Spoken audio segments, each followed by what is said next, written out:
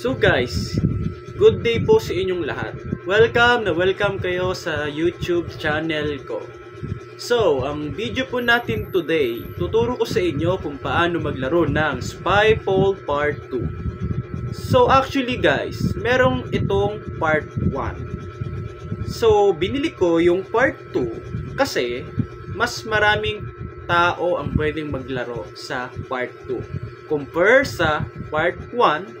Kasi ang Part 1 ang estimated max player po niya is 8 players lang. So, based din sa pag-aaral ko, ang Part 1 and Part 2 ng Spyfall ay pwede nyong pagsamahin para mas maraming tao ang maglaro pwede sa board games na ito. So guys, bago tayo mag-start, please huwag nyong kalimutan mag-subscribe, like, share, at comment. Maraming salamat po sa inyo.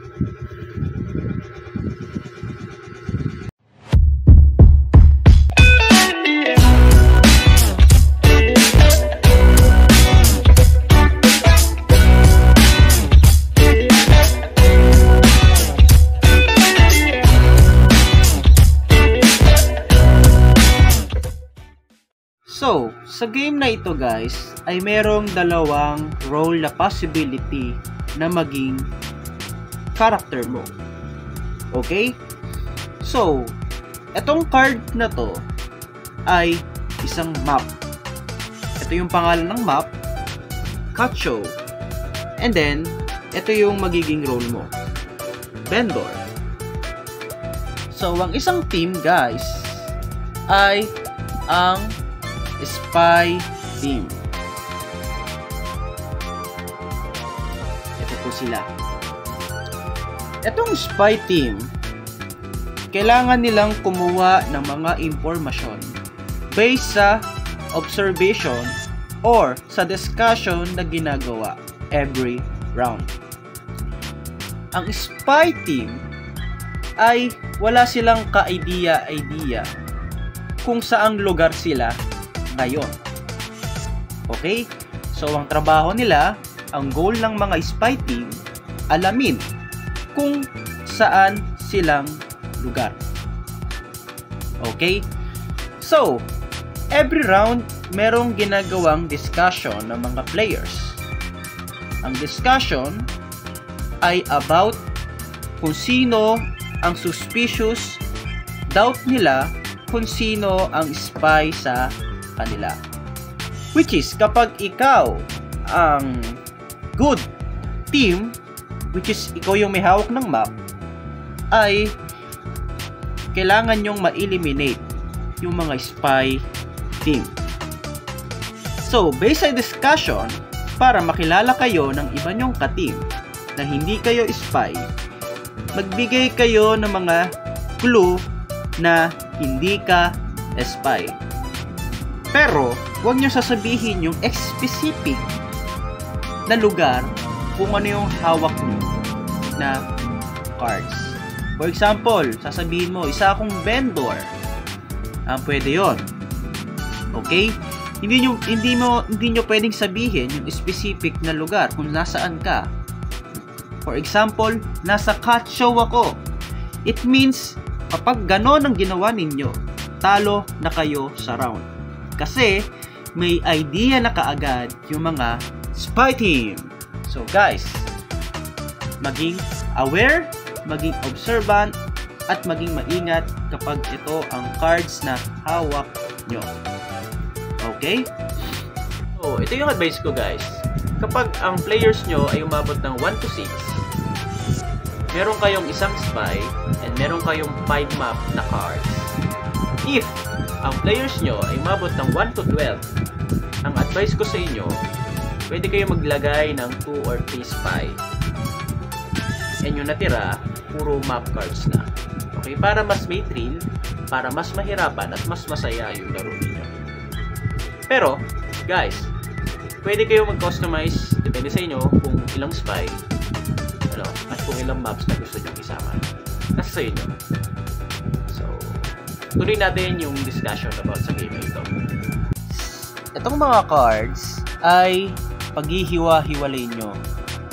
For example, itong map na Art Museum, kukunin nyo lahat ng map ng Art Museum, and then kukuha kayo ng isa or dalawang spy team. Depende sa customize niyo.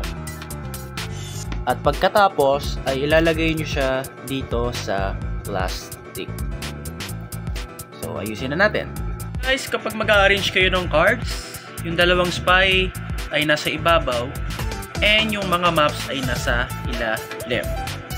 Para kapag mamimili na kayo ng mga cards based dito sa mga naka-plastic, ay walang ka-idea yung spy kung ano yung maps na hawak ng ibang players. Okay? Arrange ko na. Pwede nyong i-shuffle yan, guys. At kung ano yung magiging mapagkasunduan nyo na pipiliin, isa man dito, yun ang magiging map ninyo. Okay? Ayan, so na pamigay na yung cards. For example, pakita ko lang ang mga laman ng cards ha. Yung map natin is Subway. Merong isang spy. Yan. Sa magiging discussion nyo ay may time limit lang.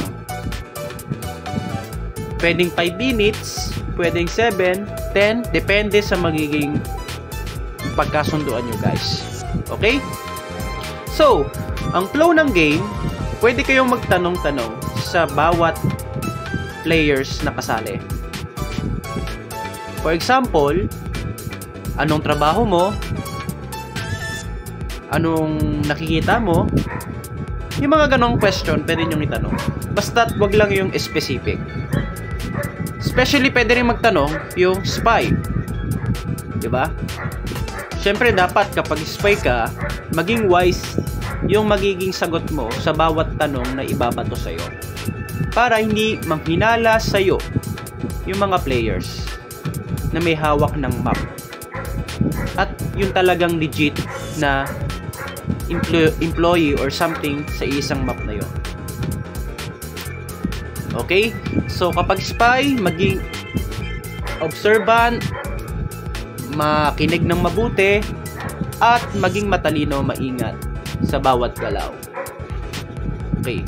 For example, guys, ay natapos na yung time limit.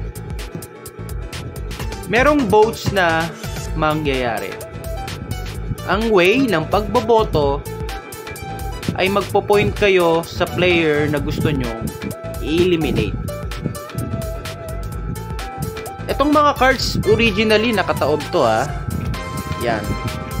Nakataob lang sa table, nakalapag lang sa table. So, for example, sa cards na to, sa player na to, maraming naka-point sa kanya. Lahat, halos lahat ng players. Majority win ang mangyayari. Once na maraming may boto sa'yo, i-reveal mo yung cards mo. Yan. For example, tumama yung mga player sa pag-point sa'yo na isa kang spy. Which is, ibig sabihin nun, ay merong 4 points yung mga players na may hawak ng map. Okay, for example, ito naman yung tinuro, pinoint nila. Kapag hindi nila nakuha yung exacto kung sino yung spy, merong points yung spy. 2 points ang count nun. Okay. So, once na tumama nga yung mga players kung sino yung spy, may chance pa yung spy para manalo sa round na to. So, paano? Based sa magiging observant niya, magpo-point siya kung ano ang kutob niya, kung saan yung mga players hawak nila. So, halimbawa, eksaktong naturo ni spy Subway, merong 3 points yung spy. at wala lang points yung mga players na may hawak ng map. So guys, nakadepende po sa inyo kung ilang maps or pwede nyong laruin lahat ng maps na nasa plastic. Pwedeng 5 rin, pwedeng 4, pwedeng 6. And then, each round, isusulat nyo or ite-take note nyo yung points na nakukuha nyo. Pagkatapos ng game, kung sino po yung pinakamataas na nakakuha ng points, ay siya yung panalo sa game na ito. Okay? So, ganun lang yung flow ng game niya, ganun lang yung object ng game niya. So, napakadali aralin. So, nandito na lang yung video ko. I remind you uli guys na huwag niyong kalimutan na mag-subscribe, like, comment, and share para po sa mga iba pa kong videos na about po sa board games, collage, at Roblox. So guys, maraming salamat po. Hopefully, nakatulong sa inyo para ma-build nyo yung strong relationship sa family and friends po ninyo. Maraming salamat po.